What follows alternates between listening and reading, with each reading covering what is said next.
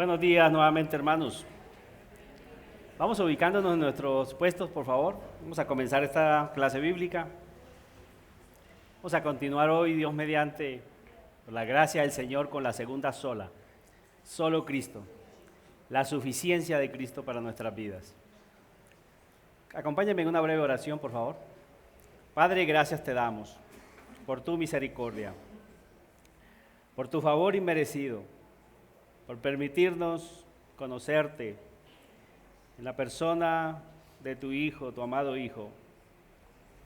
Padre, te suplicamos que nos ayudes a seguir confiando en ti, que a través de tu Espíritu Santo nos sigas acercando más a tu presencia, que tu Espíritu Santo siga abriendo nuestros ojos, nuestro corazón, para conocerte aún más, para obedecerte aún más, para confiar de una manera mayor en tus promesas. A veces viene la duda a nuestro corazón, la incertidumbre. Estamos en un mundo de incertidumbres, pero tú has dicho que estarás con nosotros todos los días hasta el fin de este mismo mundo. Pero ayúdanos a confiar, ayúdanos a no desmayar, ayúdanos, Padre, porque te lo pedimos, te lo rogamos en los méritos de Cristo. Sigue pues edificándonos. Amén. Amén. Bien, amados hermanos, vamos a tener una cita inicial en Mateo capítulo 3, versículos 16 al 17.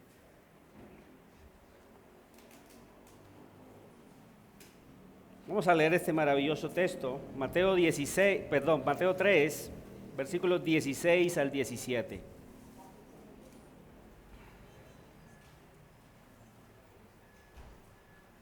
Dice así este versículo, ahí en pantalla lo pueden ver los que no tengan la Biblia. Dice, y Jesús, después que fue bautizado, subió luego del agua, y he aquí los cielos le fueron abiertos, y vio al Espíritu de Dios que descendía como paloma y venía sobre él. Y hubo una voz de los cielos que decía, este es mi Hijo amado, en quien tengo complacencia. De la única persona, del único hombre que Dios ha dicho, eso ha sido de su propio Hijo, encarnado. Dios lo mira, Dios lo observa y dice, este es mi Hijo amado, en Él tengo complacencia. A nosotros dice que nos miró en el Salmo 14, y lo que vio fue que no había ni un justo, no había nadie que hiciera lo bueno, no había nadie que invocara su nombre. Y yo creo que inicialmente desde ahí podemos empezar a meditar, ¿por qué solo Cristo? ¿Por qué solo Cristo? ¿Por qué podemos hablar de la suficiencia de Cristo? Como introducción, es bueno que recordemos que las 5 solas de los reformadores son 5 doctrinas fundamentales e innegociables. Son fundamentales e innegociables de la fe cristiana que fueron sistematizadas en el siglo XVI. No que iniciaron en el siglo XVI, no que fue un descubrimiento allí del siglo de los reformadores, sino que estaban en la Escritura, pero en ese siglo, debido a lo que estaba haciendo el catolicismo romano, fueron sistematizadas de tal forma que las podamos entender mejor hoy. Fue exactamente lo que pasó con las doctrinas de la gracia. También surgieron como respuesta a lo que estaban haciendo los seguidores de Arminio. De la misma manera, estas 5 solas también se tiene que enfatizar que fueron una respuesta a lo que estaba haciendo el catolicismo romano. Y que no precisamente comenzaron allí en el siglo XVI, sino que anteriormente, siglo y medio más o menos atrás, había sucedido algo importante dentro del catolicismo romano acerca de hombres que se dieron cuenta de las cosas que ellos estaban enseñando y ya habían comenzado a hacer algún tipo de reforma. No sé si han escuchado de John, voy a ver si lo pronuncio bien, John Wycliffe. A este hombre, aproximadamente 150 años atrás, antes de Martín Lutero, le costó la vida. ¿Sabe qué le costó la vida? Por traducir la Biblia al idioma inglés. Eso le costó la vida. Y digo esto para que meditemos, amados hermanos, en primera instancia, el valor que nosotros le tenemos que tener a esta palabra de Dios.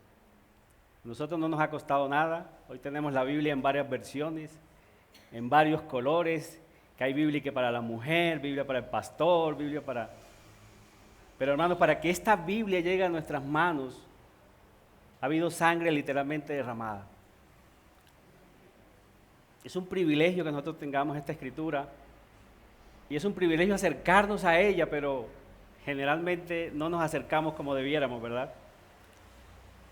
Poco tiempo después de John Wycliffe, hubo otro hombre llamado John House, 100 años aproximadamente antes de Martín Lutero, también perdió la vida, también lo quemaron vivo, porque se atrevió a decir, Cristo es la cabeza de la iglesia y no el Papa. El Papa es un anticristo, sus obras lo delatan, y eso también le costó la vida a este hombre, 100 años antes de Martín Lutero. Inclusive se dice que Martín Lutero una vez buscando libros encontró algo de John House y lo motivó a estudiar la vida de este hombre, porque este hombre había sido realmente quemado. Y entonces de ahí hubieron interrogantes en su vida que luego, entonces en la época de los reformadores, en el siglo XVI, ya él tenía como bases para hacer lo que hizo. Entonces en realidad la reforma, se dio su máximo auge en el siglo XVI con hombres como Martín Lutero, Juan Calvino, Ulrico Zwinglio, John Knox, pero anteriormente ya habían sido derramadas sangre para llegar a donde había llegado el siglo XVI, que fue como, ¿cierto?, donde se sistematizan estas doctrinas. Como les dije, son doctrinas fundamentales que siempre estuvieron en la Escritura desde un principio. Porque hay otros también, y digo esto porque hay gente que también que nos acusa también, el catolicismo romano nos acusa diciéndonos, ve, la religión de ustedes nació hace 500 años, la de nosotros lleva 2000 años. Pero eso no es cierto, estas doctrinas siempre estuvieron ahí. Las doctrinas de la gracia, yo no sé si ustedes se acuerdan cuando veíamos la vida de Abraham, en la vida de Abraham le podíamos aplicar las 5 doctrinas de la gracia, se las aplicamos. Y estaban ahí, siempre estuvieron ahí. Sino que en el siglo XVI fue sistematizadas de tal manera que las pudiéramos entender de una mejor forma, pero son totalmente bíblicas. ¿Quién dice que la doctrina es que la salvación es solo en Cristo? No va a estar en las Escrituras, hermanos. Entonces, estas 5 solas fueron respuesta, otra vez les repito eso, fueron una respuesta a lo que estaba haciendo el catolicismo romano. Por ejemplo, el catolicismo romano insistía que habían 2 fuentes de autoridad. ¿Las recuerdan cuáles eran? El hermano Esteban nos predicó eso, ¿cierto? ¿Cuáles eran? Vamos a poner al hermano Esteban otra vez que dé la clase. ¿Se acuerdan? La Escritura y la tradición. La Escritura y la tradición. Ante eso, ¿qué respondieron los reformadores? La sola Escritura, como máxima autoridad. Como regla de fe y de autoridad para la salvación y para la obediencia a Dios. Ellos respondieron la sola Escritura. No es la tradición, es la sola Escritura. Y solo Cristo fue la respuesta de los reformadores ante la insistencia del catolicismo romano de que para ser salvo se necesitaba la mediación de Cristo más la de María y la de los santos. Entonces ellos respondieron solo Cristo. Ante la insistencia del catolicismo romano de que la salvación es por la gracia de Dios, ellos lo afirman, es por la gracia de Dios, pero más el mérito humano. ¿Ves?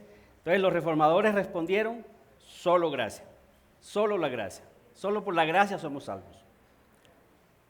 Y ante la pretensión de Roma de que somos justificados delante de Dios por la fe más nuestras obras, los reformadores insistieron que somos salvos o justificados por la sola fe, por la sola fe. Y a la última, ¿cierto? Pues se desprende de todas estas. Si somos salvos por gracia, si somos salvos por la sola fe, si somos salvos solamente por Cristo, si solo la Escritura es nuestra única regla de fe y la Escritura vino de Dios, pues la última sola es lógica, ¿cierto? Solo a Dios la gloria, solo a Dios la gloria. Ningún hombre tiene gloria sino solo Dios, solo a Dios la gloria es lo que significa eso. Entonces podemos notar, amados hermanos, que el catolicismo romano en realidad no fue censurado por quitar cosas, sino por poner, por añadir. Y ambas cosas son un peligro, ambas cosas son terribles. Cuando nosotros añadimos a lo que Dios ha hecho o quitamos de lo que Dios ya ha hecho. En este caso ellos lo que hicieron fue añadir. Ellos no creyeron en la suficiencia de Cristo, que Cristo era suficiente para nuestra salvación, que había que añadir obras, que el hombre tenía que participar activamente para poder ser salvo. Luego hemos quejado en 3 punticos, en 3 encabezaditos. Dios quiera que me dé el tiempo, hermanos, tengo que ir lo más rápido posible. Número 1, vamos a responder la pregunta, ¿por qué solo Cristo? ¿Por qué solo Cristo? Ese es el primer encabezado. Número 2, ¿por qué los reformadores vieron la necesidad de resaltar esta doctrina en el siglo XVI? ¿Qué era lo que estaba pasando en realidad con el catolicismo romano? Lo vamos a ver allí brevemente también, si Dios lo permite. Y número 3, vamos a ver la necesidad de seguir proclamando hoy esta hermosa doctrina de solo Cristo. Hay una necesidad también en nuestro contexto de seguir proclamando esta hermosa doctrina. Vamos con el primer encabezado. ¿Por qué solo Cristo? Cuando los reformadores dijeron que solo Cristo, lo que ellos tenían en mente, lo que significa es que solo Cristo es el elegido de Dios para ser el mediador entre Él y los hombres. Voy a repetir eso. Solo Cristo significa que solo Cristo es el elegido por Dios para ser el mediador entre Él y los hombres. Que solo Cristo es la base meritoria para el perdón de nuestros pecados. Que nuestra salvación o reconciliación con el Padre fue lograda solo por Él, con base en su obediencia activa. Ya hemos mencionado esa palabrita aquí, ¿cierto? La obediencia activa, ¿se recuerdan qué es eso? ¿Qué significa la obediencia activa de Cristo? Vamos en una clase, pueden responder. Que Él cumplió toda la ley de Dios por nosotros, lo que el hombre no pudo hacer. El hombre no pudo hacer. Recuerden que cuando Dios le da la ley a Moisés, hay una cláusula ahí al final que dice, el que haga estas cosas vivirá por ellas. Es decir, si las cumples totalmente sin quebrantar ninguno de estos mandamientos, vas a vivir por eso. Es decir, vas a tener méritos delante de Dios. ¿Cuál fue el problema? Que nadie la pudo cumplir. Solo Cristo. Por eso el texto que leíamos inicialmente, cuando Él ve a su Hijo, Él dice, este es mi Hijo amado, en Él tengo complacencia. ¿Por qué? Porque Él pudo cumplir totalmente toda la ley de su Dios. Es el único. De nosotros miró y dijo que no había justo, no había ni siquiera uno. Y eso en relación que nosotros hemos quebrantado todos los mandamientos de nuestro Señor. Pero también su obediencia pasiva, ¿se acuerdan ese otro término? La obediencia pasiva. Es decir, que Él recibe el castigo por nuestra deuda. Los pasivos se refieren a la deuda que nosotros teníamos y Él acepta voluntariamente pagar ante la justicia de Dios lo que nosotros debíamos delante de Dios. Y esa es su obediencia pasiva. Él voluntariamente se ofrece, recibe el golpe en la cruz que tú y yo merecíamos para ser salvos. Entonces los reformadores fueron enfáticos en eso. Dice que muriendo en su lugar, el Cristo muere en nuestro lugar, siendo totalmente hombre, y eso es importante que lo tengamos en cuenta, siendo totalmente hombre. Un hombre había pecado en el huerto del Edén, Adán, el primer Adán, un hombre tenía que venir y redimirnos de esa maldición. Entonces, en ese sentido, Él fue totalmente hombre, pero también se necesitaba que fuera totalmente Dios, porque nuestro pecado causó o es una deuda eterna. ¿Por qué? Porque las leyes de Dios son eternas. Y a nosotros quebrantar una ley eterna, obviamente se necesitaba de un pago eterno. Y solo Cristo, como Hijo de Dios, como el eterno Hijo de Dios, podía entonces pagar en nuestro lugar. Dicho de otra forma, todo lo que les acabé de decir es que solo Cristo y su obra son suficientes para estar delante del Padre y no morir en el intento. Eso es lo que significa solo Cristo, que solo su obra es suficiente para estar delante del Padre y no morir en el intento. Acuérdense, solamente Él tiene un hijo que Él lo miró y dijo, este es mi Hijo amado en el cual tengo complacencia. Y Dios tiene que mirar a todos así para que podamos estar delante de Él. Y esa es la necesidad que nosotros tenemos de estar en Cristo para que Dios un día también nos diga, o ya nos dijo, cuando creímos en Cristo, estos son mis hijos amados, en ellos también tengo complacencia por la obra de Cristo en sus vidas. Esa es la suficiencia de Cristo. A Cristo y su obra en la cruz, es decir, el Evangelio, hay que dejarlos totalmente solitos, sin añadiduras de ninguna clase. Voy a repetir eso. Cristo, hermanos, a Cristo, nuestro Rey, su obra en la cruz es tan suficiente que no se le puede añadir absolutamente nada. Hay que dejarlos totalmente solitos. Solitos. Que si alguien dice, no, es que un 99.9% la salvación es del Señor y el 0.1% tenemos que colocarlo nosotros, ya dañaste el Evangelio. Ya lo contaminamos. Hay que dejarlos totalmente solitos, que Él es suficiente, en Él descansamos. Solo Cristo, eso es lo que significa esta doctrina, hermanos, que Él es suficiente, así como también la que vimos, la sola que vimos las clases pasadas de la suficiencia de las Escrituras, ¿verdad? Una cosa es nosotros decir o preguntar a las personas y que ellos nos digan, ¿tú crees que la palabra de Dios tú crees que la Biblia es la palabra de Dios? Ellos pueden responder, sí, es la palabra de Dios. Pero la pregunta más importante no es esa. La pregunta más importante es, ¿crees tú en la suficiencia de las Escrituras? Que ellas son suficientes, que ya Dios habló, que todo lo que nos iba a decir está ahí, que ella es la única regla de nuestra fe. No, tampoco hasta allá. Entonces, esa es la pregunta. Esa es la pregunta importante. ¿Creemos que Cristo es nuestro Salvador? Puedes responder sí. ¿Pero crees que es suficiente su sacrificio? Esa es otra pregunta. Y eso es lo que respondieron los reformadores diciendo, Cristo es suficiente, su obra en la cruz es suficiente. Y eso es lo que dice la Escritura, amados hermanos. Miren en 1 Timoteo, en el capítulo 2, en el versículo 1 al 6, dice, exhorto ante todo a que se hagan rogativas, oraciones, peticiones y acciones de gracias por todos los hombres, por los reyes y por todos los que están en eminencia, para que vivamos quietos y reposadamente en toda piedad y honestidad. Porque esto es bueno y agradable delante de Dios nuestro Salvador, el cual quiere que todos los hombres sean salvos y vengan al conocimiento de la verdad. ¿Cuáles son esos hombres? Bueno, los que te acaba de mencionar, ¿cierto? Los reyes, los que están en eminencia. Dios quiere y efectivamente va a salvar de todo tipo, de toda clase de personas. Pero mira, el versículo 4 dice, Él dice que quiere que todos los hombres sean salvos y vengan al conocimiento de la verdad. Y podríamos preguntarle a Pablo hasta ahí, ¿y cuál es esa verdad? ¿De qué verdad me estás hablando, Pablo? En el versículo 5 responde, que hay un solo Dios.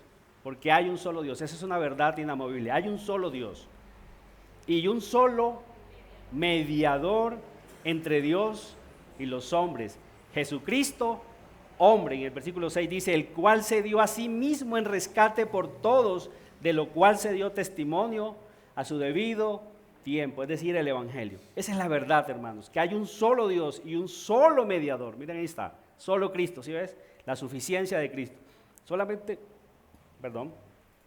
Hay un mediador entre Dios y los hombres, solamente Él. Ese es mi Hijo amado, en el cual tengo complacencia. Él puede servir del mediador, Él es el mediador, Él es el mediador entre Dios y los hombres. Su sacrificio es suficiente, su intercesión es suficiente. Todo lo que Él hizo en la cruz, perfecto Hijo mío. Y como el Cristo fue suficiente, Él es el único mediador, no hay otro. En eso la Escritura es totalmente enfática. En Hechos, en el capítulo... Estos fueron los textos que más usaron los reformadores para ellos sustentar, obviamente, su verdad, de que solo Cristo. Hechos 4, del versículo 11 al 12, este es Pedro hablando a todos los religiosos de la época, a los poderosos allí de Israel. Él está discutiendo con ellos y en el versículo 11, mire cómo les dice. Este Jesús es la piedra reprobada por vosotros los edificadores, la cual ha venido a ser cabeza del ángulo, piedra principal. Ese es Cristo. Y el versículo 12 dice, y en ningún otro, ahí está la suficiencia de Cristo, solo Cristo, en ningún otro hay salvación. Y él va a explicar por qué en la siguiente parte del versículo. Porque no hay otro nombre bajo el cielo dado a los hombres en el cual podamos ser salvos o en el cual debamos ser salvos. No lo hay. Él es el elegido de Dios, el enviado de Dios, el Cristo de Dios. En ningún otro hay salvación, porque no hay otro nombre bajo el cielo dado a los hombres en que podamos ser salvos. La salvación viene del Señor. La salvación es exclusivamente de Dios.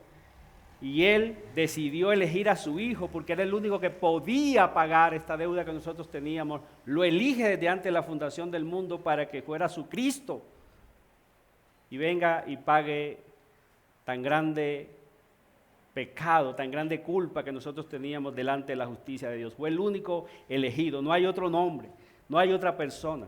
Es lo que dice nuestro texto, dado a los hombres en el cual podamos ser salvos. Por eso el Señor Jesús en Juan capítulo 14, versículo 16, obviamente dijo las palabras siguientes. Jesús les dijo, yo soy el camino y la verdad y la vida, y nadie viene al Padre sino por mí. Yo soy el camino en singular, el camino, lo cual indica que hay muchos otros caminos, pero que todos van a conducir al infierno. Solo hay un camino y Él es el camino, no hay otro. Dice, y la verdad, mire que todo eso es exclusivo.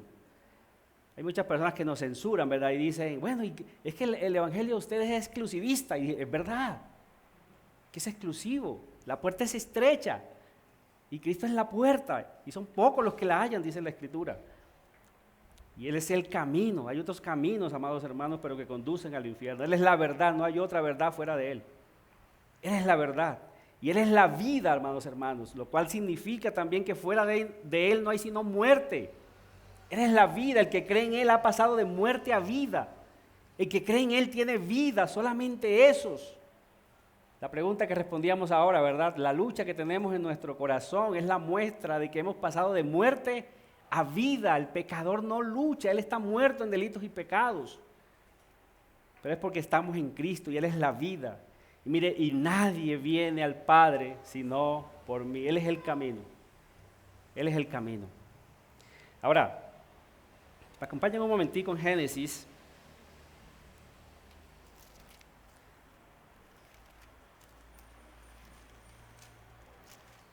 Yo tenía esta cita en mis notas, pero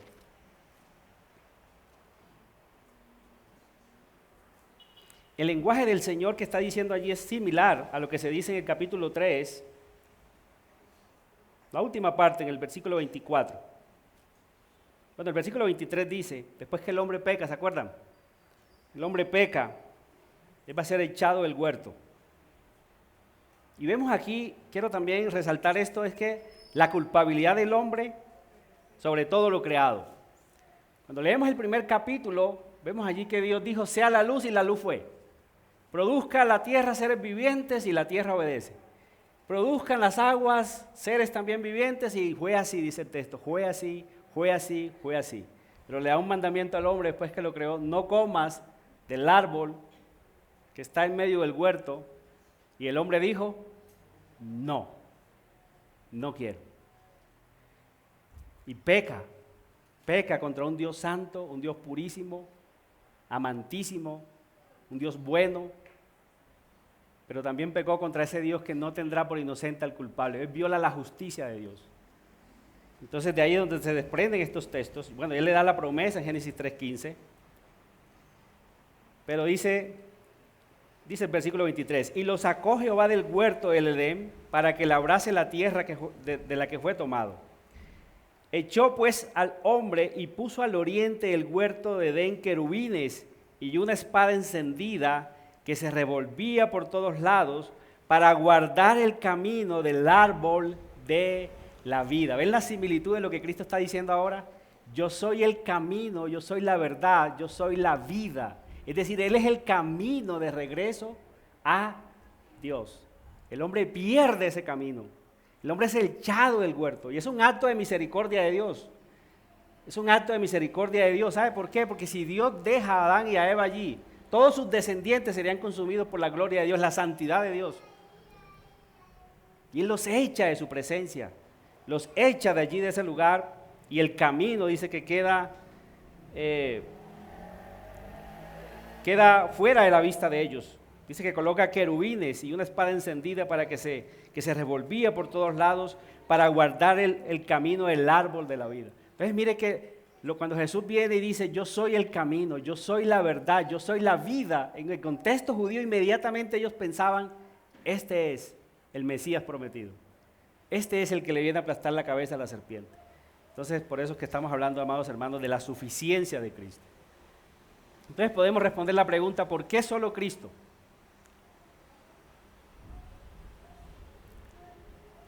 Antes, vamos a ver otra cita, perdón, se me pasaba aquí. Hebreos 10, del 19 al 22, dice: así que, hermanos, teniendo libertad para entrar en el lugar santísimo por la sangre de Cristo, por el camino nuevo y vivo que Él nos abrió a través del velo, esto es, de su carne, y teniendo un gran sacerdote sobre la casa de Dios, miren el mandamiento: acerquémonos con corazón sincero, en plena certidumbre de fe, purificados los corazones de mala conciencia y lavados los cuerpos con agua pura. Si ven la similitud también, el camino, Él nos abrió un camino nuevo a través del velo. Acuérdense, el velo en el templo separaba el lugar santo del lugar santísimo. Tenía querubines allí estampados, eso lo podemos corroborar, cuando veamos Éxodo vamos a ver eso. Tenían querubines estampados también ese velo, esa cortina, y eso era un recordatorio de lo que había pasado en el huerto. No te acerques, no puedes entrar aquí. Acuérdense que en el lugar santísimo solo entraba el sumo sacerdote una vez por año, con sangre para expiar los pecados de él, los pecados de su casa, es decir, de sus hijos, y también el pecado de todo el pueblo. Pero Cristo dice que Él nos abrió ese velo, amados hermanos, con su muerte, nos abrió el velo, y ahora tenemos acceso a Dios a través de Él, y nos podemos acercar en corazón sincero, con plena certidumbre de fe, purificados los corazones de mala conciencia y lavados los cuerpos con agua pura. Él es el camino de regreso a nuestro Padre. Entonces, ¿por qué solo Cristo? Bueno, porque solo Él es el designado de Dios para redimirnos de la tan grave culpa de nuestros pecados. Como les dije ahorita, habíamos cometido contra Dios un pecado grande, que merecía un castigo eterno. El pecado en sí es grave, es por la persona a quien se lo cometemos. O sea, no fue simplemente que el hombre en el huerto del Edén comiera una fruta, como muchos lo dicen, lo han dicho, ¿verdad? Pero es que el Señor trajo tan grave castigo solamente porque un hombre comió una fruta y ya. No es así de simple. Fue que desobedeció al Dios eterno. Fue un abuso, fue un ataque a la autoridad de Dios, a la soberanía de Dios, a la santidad de Dios. La misma naturaleza obedece a Dios, pero el hombre se da golpes de pecho y dice: no voy a obedecer. Y eso es lo que realmente muestra que Él es depravado, que Él es pecador, Él merece el infierno.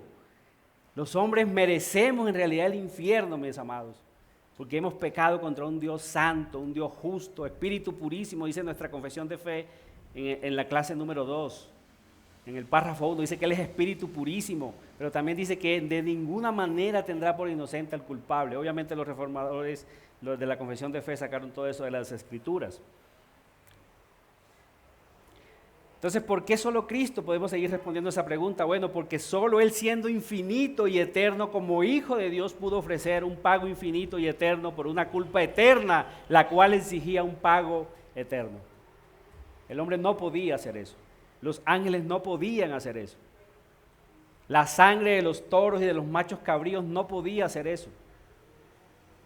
Un hombre pecó, un hombre tenía que redimirnos de la culpa, un hombre tenía que pagar, pero a la vez necesitaba que ese hombre fuera totalmente eterno, fuera Dios.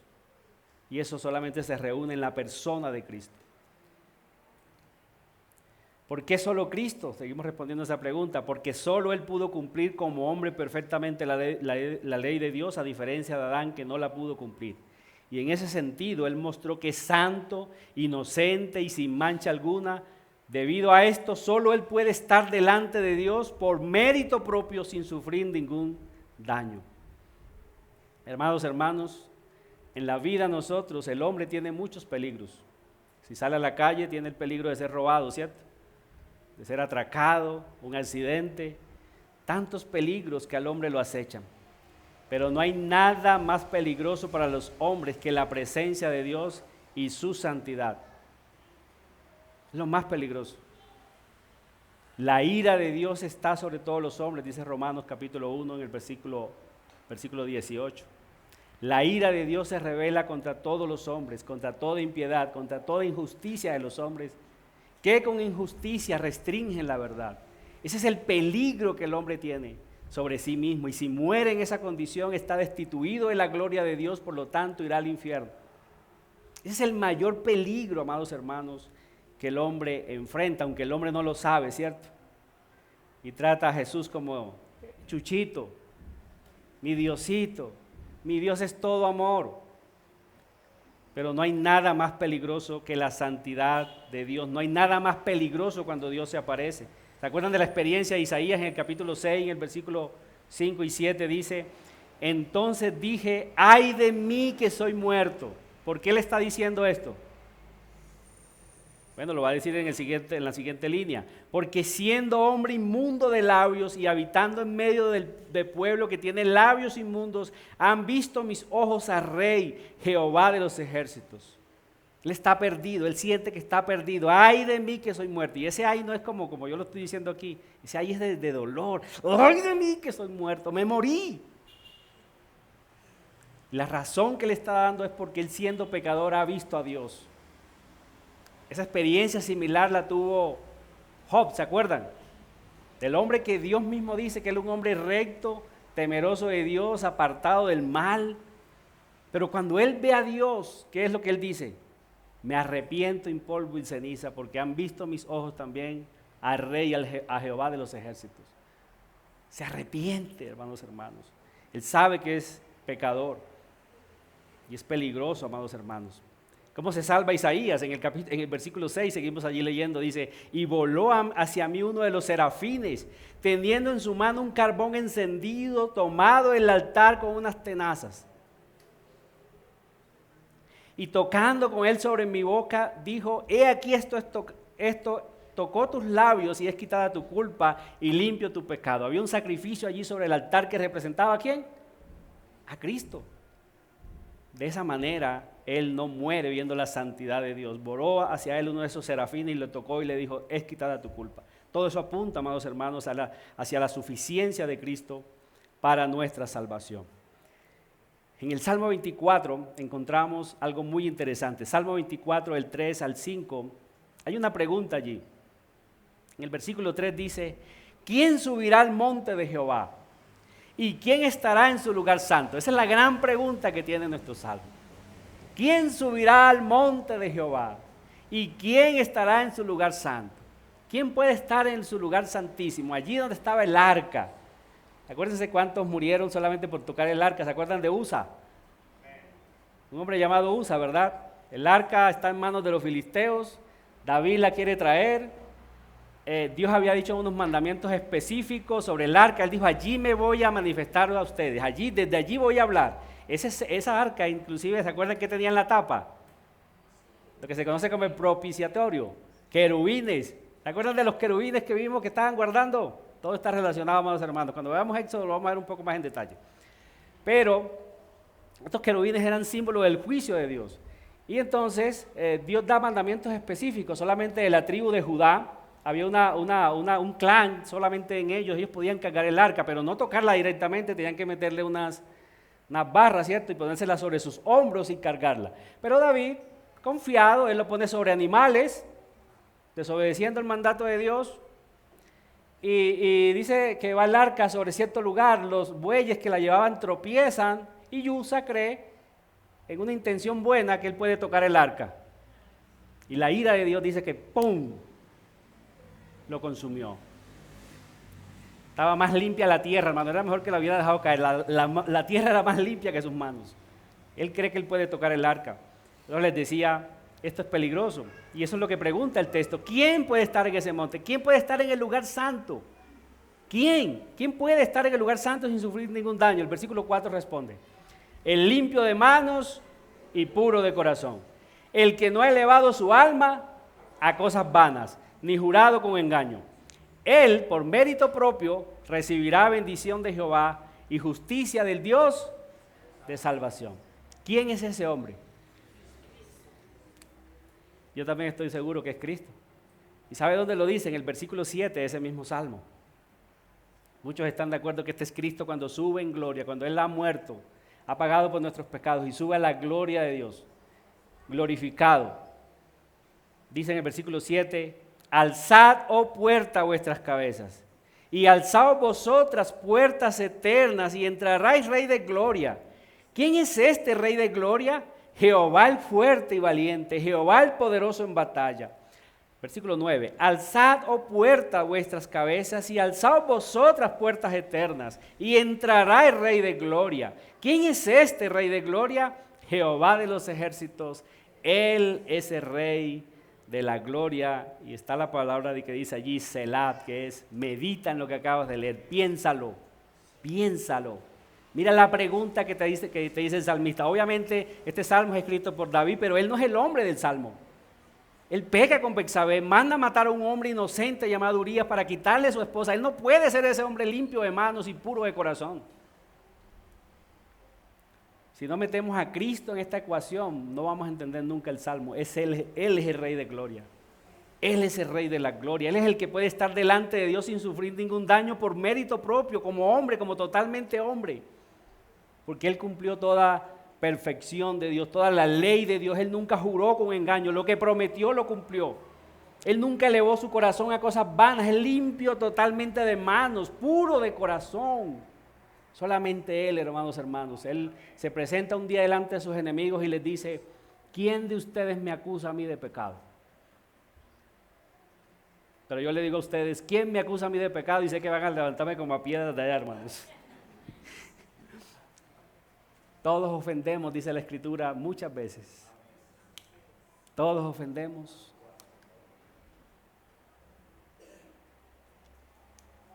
Todos hemos pecado contra el Señor. Por eso la necesidad de entrar en Él, amados hermanos. Solamente Él puede estar delante de Dios sin sufrir ningún daño. Miren Apocalipsis en el capítulo 5, un pasaje que me fascina desde la primera vez que lo leí. El capítulo 5 de Apocalipsis, del versículo 1 al 5, dice lo siguiente. Y vi en la mano derecha del que estaba sentado en el trono un libro escrito por dentro y por fuera, sellado con 7 sellos.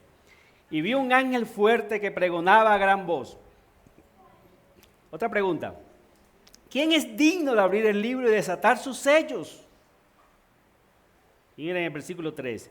Y ninguno, ni en el cielo ni en la tierra, ni debajo de la tierra, podía abrir el libro, ni aún mirarlo. Versículo 4. Eso obviamente fue desgarrador allí para Juan. Dice, y lloraba yo mucho, es como decir, estoy perdido, no hay ningún hombre, no hay justo, es lo que dice el Salmo 14 y el Salmo 53, ¿verdad? Y también es el argumento que toma Pablo en Romanos 3. No hay ninguno, no hay nadie, ni en el cielo ni en la tierra, no podía abrir este libro, ni siquiera mirarlo, y eso obviamente dice que Juan, entonces dice él que lloraba yo mucho porque no se había hallado a ninguno digno de abrir el libro, ni de leerlo, ni de mirarlo. Y el versículo 5 viene el consuelo. Y uno de los ancianos me dijo, no llores, he aquí el león de la tribu de Judá, la raíz de David ha vencido para abrir el libro y desatar sus 7 sellos. Es el único, amados hermanos. Esa expresión que dice Juan cuando dice, he aquí, ya se les he explicado en otros contextos, era una palabra de admiración de la época, era, he aquí, como dice, estén alerta, mírenlo, es Él. Ese es el consuelo, amados hermanos. Por eso el Evangelio es tan buena noticia. En Cristo podemos estar delante del Dios Santo. Porque Él ha vencido, amados hermanos. Él ha vencido. Él venció todas las fuerzas del mal. Yo creo que eso es suficiente para nosotros creer en la suficiencia de Cristo, ¿cierto? ¿Necesita que les muestre más textos? Es suficiente, ¿cierto? Pero hay muchos más, todos giran en torno a Cristo y su obra. Él es el perfecto Hijo de Dios. Y de ahí la necesidad que nosotros tenemos de estar en Él. Y eso fue lo que los reformadores resaltaron allí con esa doctrina de la suficiencia de Cristo. Solo Cristo. Cristo es suficiente, solo Él es el aceptado por el Padre. En ningún otro hay salvación. No podemos entrar por ningún otro lado. Él mismo lo dijo, ¿cierto? Allí en el capítulo 10 de Juan dice que los que entran por otro lado son salteadores, son ladrones. Pero solamente Él entra por la puerta. Solamente Él llama a sus ovejas y nadie las arrebatará de su mano. Y esta es la suficiencia de Cristo, amados hermanos. Y eso me lleva a mi segundo encabezado, ya de una manera más breve. ¿Por qué los reformadores vieron la necesidad de resaltar esta doctrina en el siglo XVI? ¿Qué estaba pasando con el catolicismo romano en el siglo XVI? Para un católico, si le preguntas si la salvación es por Cristo, te va a decir que sí. Te va a decir que sí, la salvación es por Cristo. Yo he hablado con varios de ellos. La salvación es por Cristo. Eso es lo que ha creído nuestra iglesia desde siglos. Ellos se jactan en decir eso.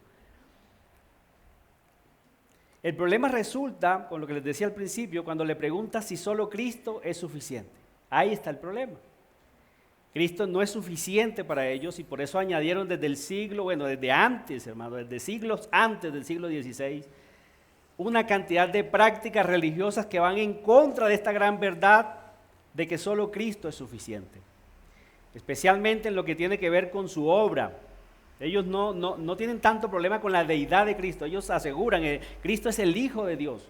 Él es la segunda persona de la Trinidad. Ellos no tienen problema con la Trinidad. Ellos pregonan. Ellos están en contra, por ejemplo, de los testigos de Jehová, que niegan que Jesús es el Hijo eterno de Dios. Ellos categóricamente dicen que sí, que eso es cierto. Entonces ellos no tienen tanto problema con la deidad, pero sí con la obra de Cristo. Con su obra sí tienen problema. Entonces tienen una correcta, y también tienen una correcta interpretación de la muerte. Ellos creen que Cristo murió por nuestros pecados. Creen que Cristo fue sepultado. Y creen que Cristo resucitó. Ellos no tienen ningún problema con eso. Ellos proclaman esto. No obstante, con sus prácticas rechazan su obra como suficiente para salvar. Ahí está el problema. Especialmente su oficio como gran sumo sacerdote. Acuérdense de los tres oficios de Cristo, ¿cuáles eran? Bueno, solo los que han venido los miércoles saben. Exacto. Y de estos tres oficios, el que más dibujó el catolicismo romano fue el de sumo sacerdote. Fue el que más dibujó. Entonces, sabemos por las Escrituras que Cristo se presentó una ofrenda de una vez y para siempre por nuestros pecados. Es lo que dice allí Hebreos, ¿cierto? Si queremos saber, entre otras cosas, hermanos, acerca del oficio de Cristo como sumo sacerdote y que Cristo es superior a todas las cosas, leamos una y otra vez la carta a los Hebreos. Está escrito para eso. Dice, por ejemplo, en Hebreos 10, del versículo 11 al 12, dice: y ciertamente todo sacerdote está día tras día ministrando y ofreciendo muchas veces los mismos sacrificios que nunca pueden quitar los pecados. Esos sacrificios, ¿se acuerdan? No eran los animales que habían pecado contra Dios, por eso Dios nunca estaba satisfecho. Era el hombre que había pecado contra Dios, por eso se necesitaba de un sacrificio de un hombre. Dice, pero Cristo, ahí está, habiendo ofrecido una vez para siempre un solo sacrificio por los pecados, se ha sentado a la diestra de Dios. Él dijo, consumado es, ¿se acuerdan? Consumado es cuando estaba en la cruz, consumado es. Y Él se sienta a la diestra de Dios. El único sacerdote que se pudo sentar a la diestra de Dios y el único sacerdote del que se habla en la Biblia que está sentado. Los del Antiguo Testamento no se podían sentar. Ellos estaban día tras día ofreciendo sacrificios porque el pueblo no dejaba de pecar y todos los días animales y una vez por año el sumo sacerdote tenía que entrar, pero año tras año tenía que entrar y ofrecer este sacrificio porque si no la santidad de Dios consumiría todo el pueblo. Entonces la manera como se aplacaba la ira de Dios eran los sacrificios, pero ellos tenían que estar ministrando día tras día porque esas ofrendas no eran suficientes, no eran los animales que habían pecado contra Dios. Pero Cristo se sentó. Entre otras cosas, el único sacerdote que vemos sentado en el Antiguo Testamento, ¿se acuerdan quién era? ¿Quién? Elí. Elí era que se llamaba, ¿cierto? El sacerdote que estaba en los tiempos que tenía aquellos hijos perversos. ¿Se acuerdan? El único sentado, y la experiencia no es muy buena, cuando vinieron las noticias que habían robado, que se habían cogido el arca a los filisteos, se cayó hacia atrás y se reventó porque estaba muy gordo. O sea que la experiencia de ver un sacerdote sentado en el Antiguo Testamento no es agradable. Muere, cae reventado por lo gordo que estaba. Claro, ni siquiera reprendía a sus propios hijos. Entonces el único sacerdote que vemos en la Escritura sentado a la diestra de Dios es Cristo, como quien dice, ya mi obra está lista, consumado, pues no hay que hacer nada más. Esa es la suficiencia de Cristo. Dice el versículo, bueno, el capítulo 7, en el versículo 22 y 25, dice, por tanto Jesús es hecho fiador de un mejor pacto.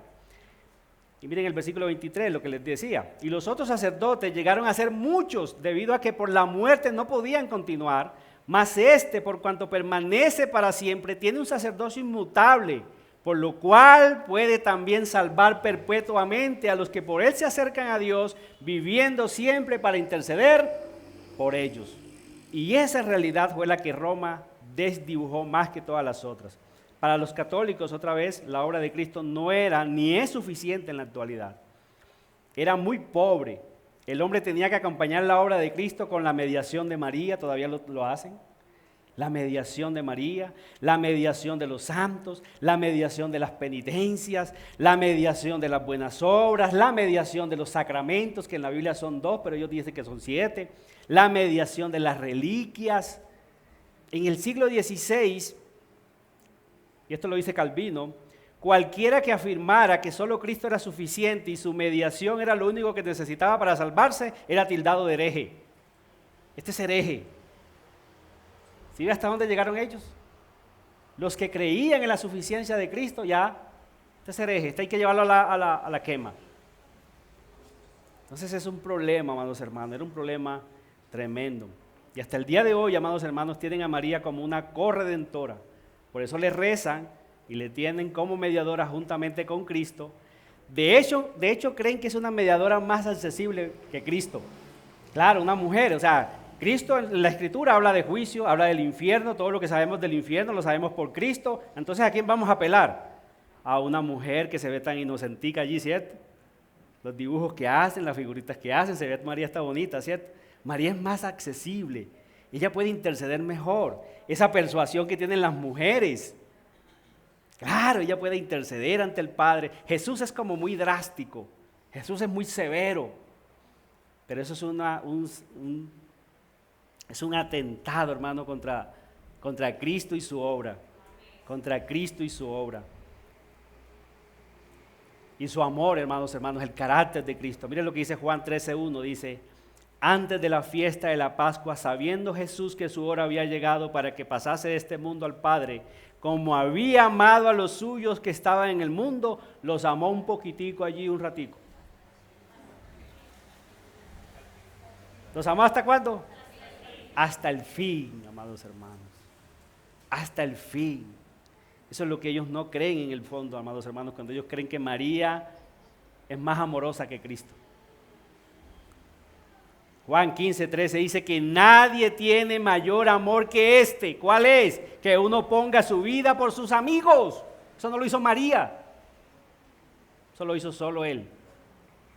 Solo Él. Eso es lo que el catolicismo romano en su práctica no cree a profundidad. No hay nadie que nos ame más que Cristo. Él dio su vida por nosotros. Nadie tiene mayor amor que ese, que uno ponga la vida por sus amigos. Es más, amados hermanos, esta cita no la tengo aquí. Se me acabó el tiempo. Pero miren lo que dice Juan 17:23. ¿Se acuerdan la cita que leíamos primero? Este es mi hijo amado, esa es la voz de Dios, ¿cierto? En el cual tengo complacencia. Pero miren lo que dice Cristo aquí en su oración sacerdotal precisamente. Orando por sus discípulos y por nosotros que íbamos a creer por la palabra de ellos, dice, yo en ellos y tú en mí, para que sean perfectos en unidad, para que el mundo conozca que tú me enviaste. Y miren la última frasecita. Y que los has amado a ellos como a mí me has amado. Amados hermanos, esto es revelador, ¿cierto? No me lo reveló ni carne ni sangre, las Escrituras. Pero ¿has pensado en esa frasecita? Si estás en Cristo, Dios también te mira y te dice, tú eres mi hijo amado, en ti tengo complacencia. Porque dice el texto que nos amó como amó a su hijo.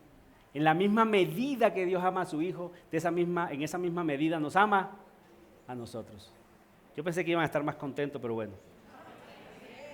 Romanos 8, en el versículo, bueno, aquel famoso texto que dice, ¿qué pues diremos a esto? Si Dios es por nosotros, ¿quién contra nosotros? El que no escatimó ni a su propio hijo, sino que lo entregó por todos nosotros.